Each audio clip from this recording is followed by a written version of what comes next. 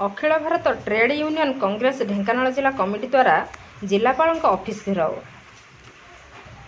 केंद्रीय trade union आह्वान में श्रमिक विरोधी 4टी श्रम कोड प्रत्याहार दाबी 23 सेप्टेम्बर देशव्यापी कला दिवस पालन अवसर में जिलापाल माध्यम प्रधानमंत्री को स्मारकपत्र प्रदान करा जायथिला। ढेंकानाल जिला अखिल Bharat trade union Congress committee शताधिक सदस्य श्रम कोड विरुद्ध में स्लोगान मान दे जिलापाल ऑफिस घेराव करने सह दाबीपत्र प्रदान करथिले।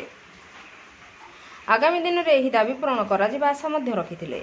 एही कार्यक्रम में रवि रथ, नारायण नायक, हरप्रिया स्वाई, सुजाता नायक, भारती नायक, मलय मंजरी जेना और शताधिक कर्मी जोग देइथिले।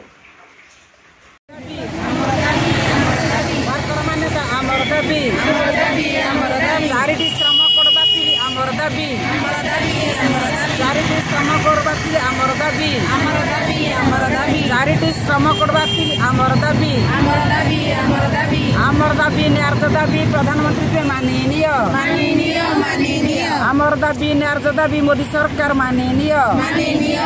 कनाडू सौम्य रंजन महांती का रिपोर्ट, नागराज न्यूज।